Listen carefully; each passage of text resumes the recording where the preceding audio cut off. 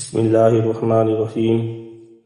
رسول اللہ صلی اللہ علیہ وسلم نے فرمایا، جو شخص اللہ سے دعا نہیں کرتا اللہ اس سے ناراض ہوتا ہے۔ رسول اللہ صلی اللہ علیہ وسلم نے ارشاد فرمایا، جو مصیبتیں آ چکی ہیں دعا ان میں بھی نافع ہے، اور جو آنے والی ہے دعا ان سے بھی بچاتی ہے۔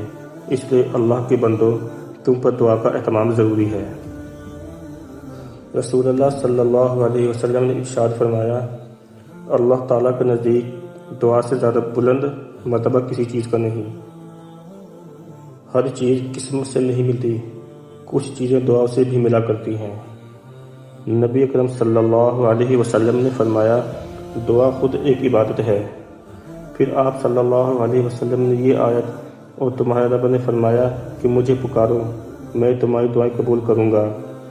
جو لوگ گھمنڈ میں آ کر میری عبادت سے منہ موڑتے ہیں، ضرور وہ ذلیل و خوار ہو کر جہنم میں داخل ہوں گے۔ دعا عبادت کا مرض ہے۔ دعا میں انتہائی عاجزی ہوتی ہے، اسی وجہ سے کوئی دعا ضائع نہیں ہوتی۔ اگر فوراً قبول نہ ہو تو یا کوئی مصیبت ٹل جاتی ہے یا دعا آخرت کے لیے ذخیرہ بن جاتی ہے۔ نصیب بے شک اللہ کے ہاتھ میں ہے، مگر دعاؤں کا اختیار اس نے ہمیں دیا ہے، اور دعائیں ہی تو ہیں جو تقدیر بدلنے کی طاقت رکھتی ہیں۔ جس دعا نے تمہیں تہجد کی لگن لگا دی، کیسے ممکن ہے کہ وہ دعا رد ہو جائے؟ عطا کرنے کے طریقے مختلف ہو سکتے ہیں، لیکن میرا رب دعائیں رد نہیں کرتا۔ ہر دعا کے قبول ہونے کا مقررہ وقت ہوتا ہے، اور اس وقت تک صبر، توکل اور دعا کرنا ہماری آزمائش۔